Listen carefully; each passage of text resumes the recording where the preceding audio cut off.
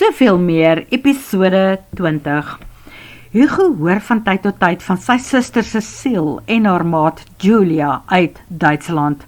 Hulle stuur boodskappe op 'n familie en vriende WhatsApp groep van daardie kant af. Dan loer hy na die boodskappe en foto's en hy stuur 'n duim op of 'n laggie of wat ook al die nodige emoji gaan wees, net om te wys dat hy ook deel is van die familie en dat hy kyk en dat hy luister. Hulle skryf dat hulle nie kan glo dat daar al 2 maande van hulle 3 maande reis verby is nie. München in Duitsland is hulle basis, maar van daar af reis hulle Europa plat met Eurail. Dit is duur om in Europa te kom, nou maak hulle die beste van die saak. In België en Normandië was hulle in trane gelaat deur die duisende wit kruise op die grafte.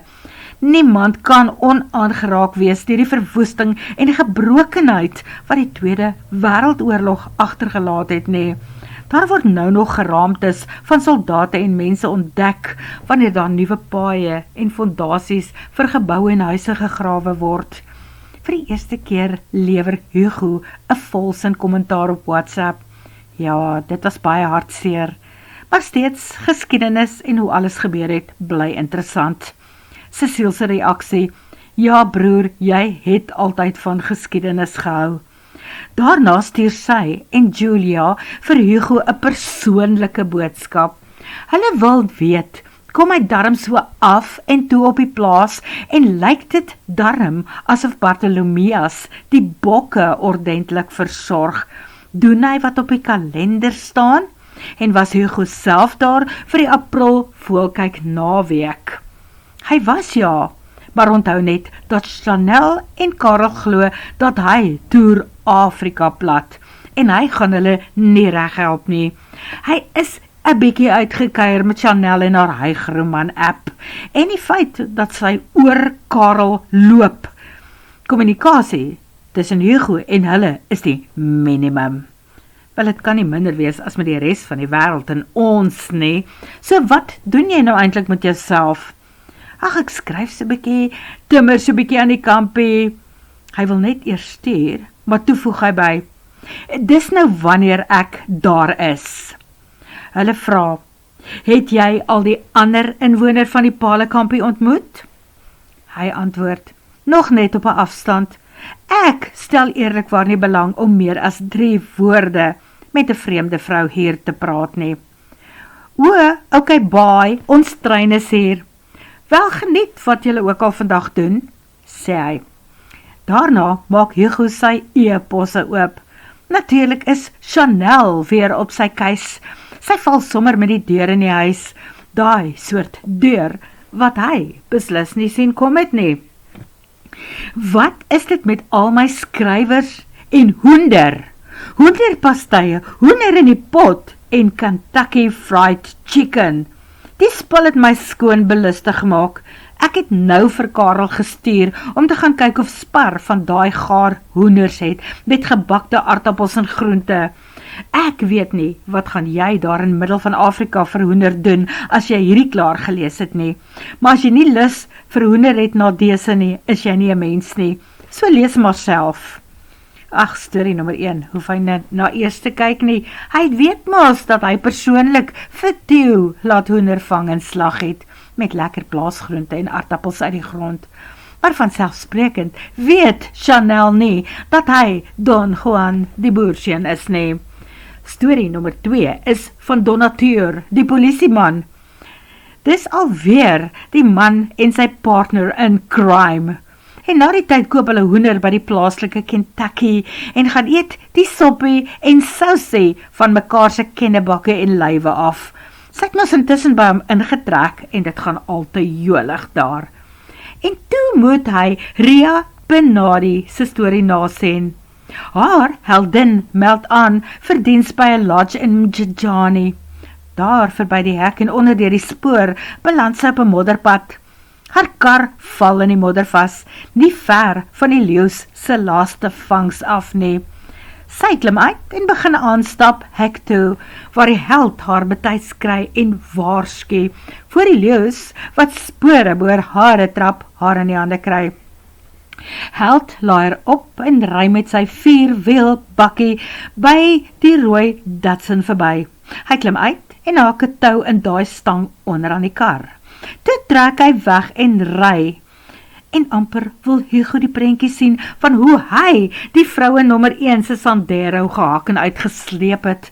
Maar hier breek die tou met 'n knal en heldin spreek uit om te verduidelik dat sy nie mooi uitmaak van sleep nie en ekskuus as sy gerem het toe sy moes gery het. En dit is net toe die 2 maandaars uit die bosse reg langs haar verskyn.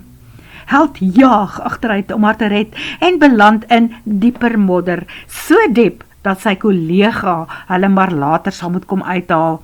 En wat doen hulle daar in die kar, terwyl hulle vir die kollega wag?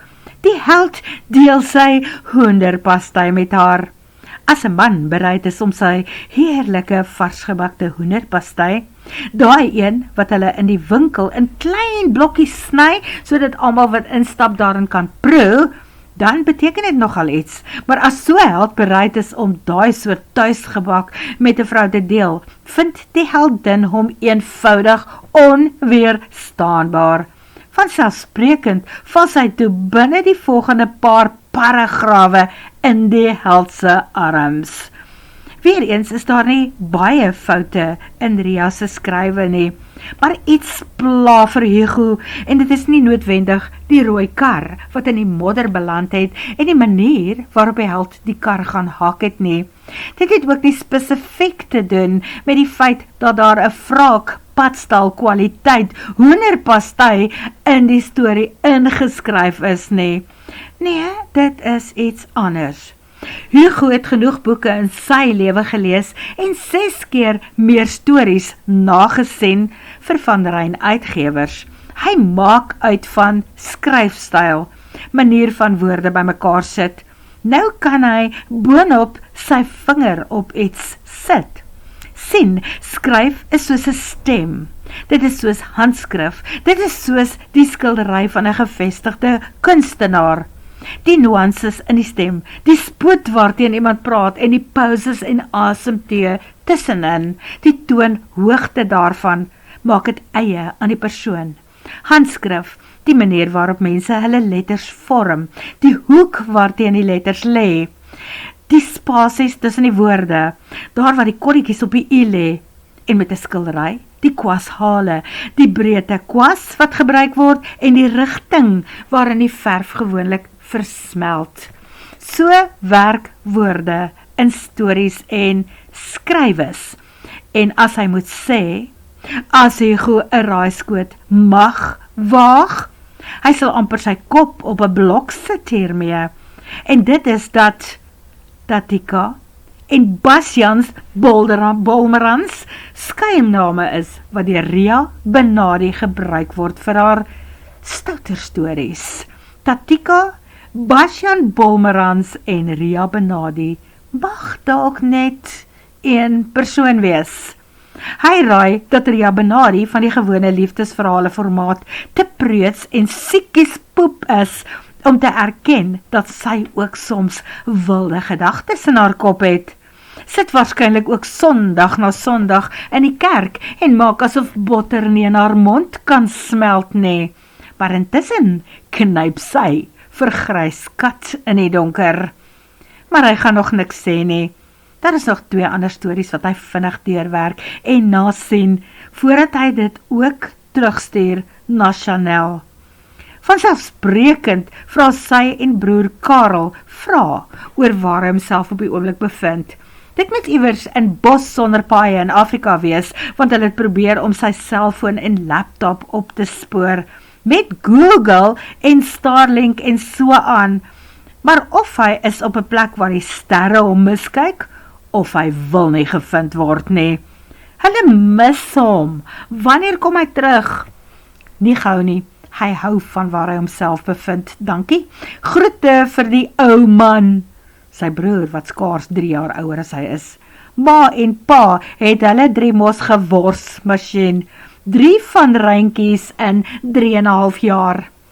Hugo staan op en gaan haal die laaste stuk van sy 3de hoenderpastei uit en maak dit in die mikrogolfoond warm. Al het hy homself gister in 'n belustigheid ingeskryf, is hy nou bietjie moeg vir hoender 3 dae agter mekaar. Maar dit is nou daar en hy moet dit klaar eet of weggooi. So, dan sit hy maar die pastei in die mikrogolfoond en maak dit warm. Hy haal 'n bier uit. Die oond kondig af dat die pastei reg is en hy haal die bordjie daarmee uit. Stap daarmee met sy bier op die dek van sy huisie uit. Dit is 9 in die aand, maar Hugo is nog glad nie lus vir slaap nie. Vanaand gaan hy sit vir die eerste keer in die stoel wat na huisie nommer 1 se rigting gedraai is. Paraknoper se deure is reeds toe, die gordyne toegetrek en daar brand nie ligte nie. Sy is beslis in haar huisie, want haar kar staan deesdae deur agter onder die afdak naby die lapa. Terwyl Hugo sy pastei warm gemaak het, het hy soos altyd en ouder gewoonte by die kombuisvenster uitgekyk in daardie rigting. En jep, Rooies was op sy plek. Sedert Hugo haar uitgesleep het en die karretjie onder afgespuit het, het sy om een of ander rede besluit dat die kar nie meer nodig het om in 'n hok te slaap nie. Hoekom die arme ding in die eerste plek in die hok toegesluit was, sal net sy weet. Self uitry het Hugo nog nooit 'n Sandero sien doen nie. En die kampie is veilig en agter 2 drade en hekke voor iemand die plaas kan verlaat. Diewe sal beslis nie maklik hier kan inkom nie. Behalwe dat hulle die hok maklik sou kon oopmaak, tensy sy daar ook 'n slot aangesit het, wat hy nie gesien het nie. As hy dit gedoen het, moet sy baie erg wees oor haar ou chorrietjie. Hy sit agteroor in sy stoepstoel en sit sy voete op een van die ander stoele by die tafel. Hy sit altyd so as hy analiseer en wonder oor sake, en as hy lekker ontspan oor 'n bordjie hoenderpastei en 'n drinkdingetjie. Nou wonder hy oor paddaknoper vrou. Sedert hy soms 'n kyk in daardie rigting gooi, het hy 'n paar dinge oor haar wys geword. Een daarvan is dat sy ook nie 'n vaste slaappatroon het nie, nes hy. Soms brand haar ligte nog 12 in die nag as hy uitstap om asem te kom skep in 'n skryf of nasien-sessie. Nou wil hy amper aanvaar dat haar bed haar waarskynlik eers hierteen middagete weer gaan uitskit. Dit plaas paddaknopers ook in 'n ander kategorie. Daai een van kunstenaars en skrywers. Hulle werk terwyl die inspirasie hulle pak en slaap wanneer dit op papier is of in haar geval aan 'n stokkie met toue vasgeknoop is. Wanneer sy bordjie leeg is en hy die laaste sluk uit sy botteltjie neem, staan Hugo op om oor die meer uit te kyk. Hy kyk na daar waar die spookhuis staan, die een waar vandaan die afkopkakie perderyter vandaan sou kom, as daar so iets bestaan het, en as dit hulle beskore was om hom te sien, daar na Ermelose kant toe. Maar al wat hy vanaand sien is weerlig. 'n Snaakse jaar waarin daar dalk selfs hier in die laaste week van April weer 'n donderstorm gaan kom. En as dit verby is, dan is die winter mos proppers en genadeloos op hulle.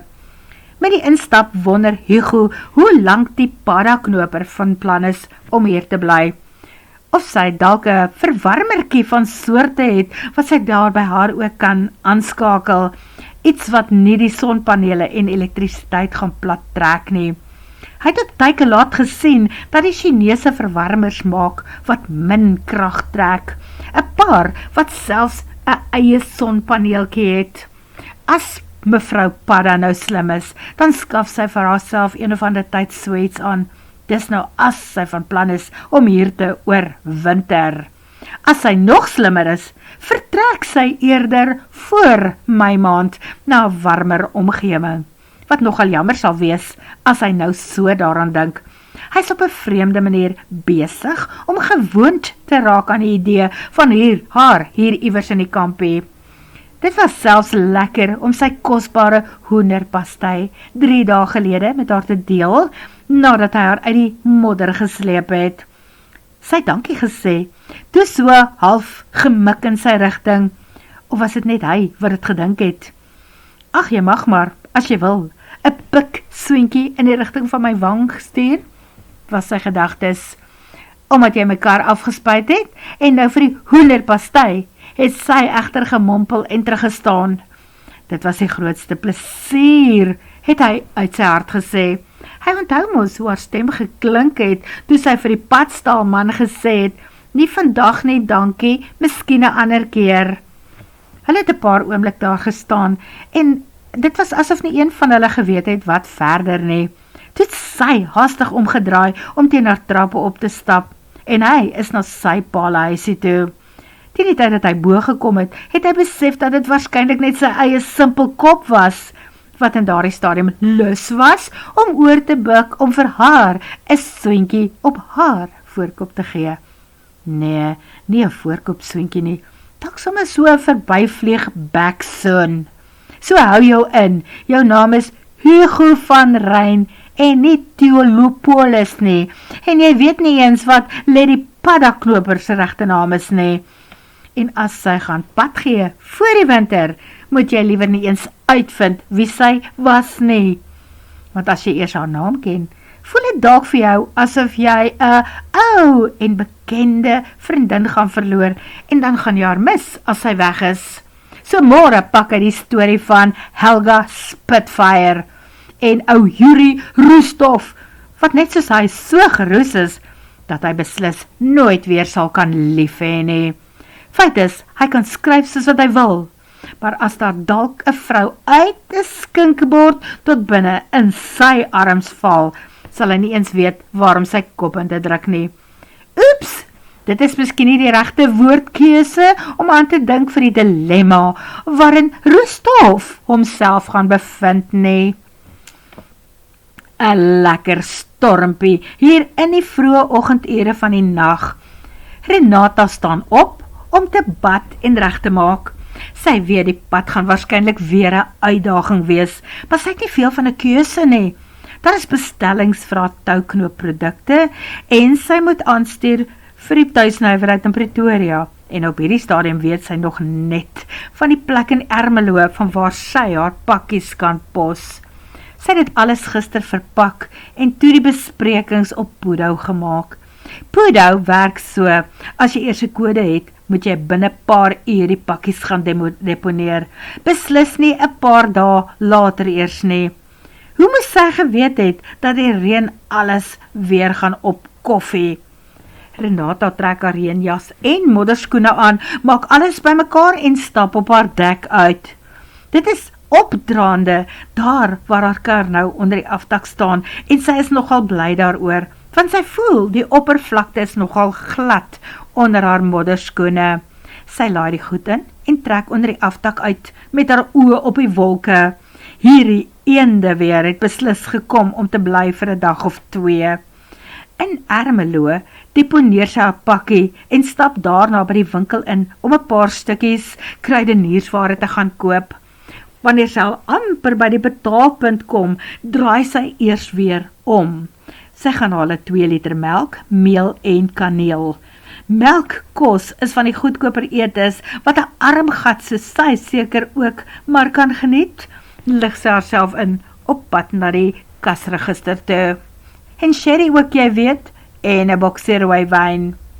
Die bank hop darm nie meer so erg as hy nou se dae na iets anders as mieliepap en maalvleis probeer kyk nie. Later hy sy huis toe en besluit, vandag bly sy uit die moeilikheid. Sy sal beslis nie weer probeer om deur modder of water op die pad te ry nie. Terug by die Palenkamp slaak sy 'n sug van verligting toe die hek voor haar oopgaan. Sy's tuis. Sy trek onder die afdak in en begin om haar goed af te laai. Susan, onthou jy nou weer van die luiaard dra haar dood en die fluksaard loop haar dood. Maar vir Flaks, om in hierdie weer nog 'n keer kar toe te moet kom, gaan beslis nie vandag vir haar werk nie. Die dat sy met 'n vrag goed in haar hande die gladde kol, die keer afdraande, daar in die Palenkampie langs Chrissiesmeer aandurf. Renata voel hoe haar voete skielik onder haar uitgly. Sy het geen beheer nie. Sy voel hoe sy 'n oomblik vlieg, voordat sy met 'n vreeslike nat swoosh reg agteroor in die modder neerslaan. Dit wat sy in haar hande gehad het, is waarskynlik gesaai oor moeder aarde. Word vervolg. En dankie dat jy luister, en as jy wil, subscribe asseblief op hierdie kanaal, gooi 'n like, dit help vir die kanaal se toekoms, en bly dat jy hier is. Mooi bly.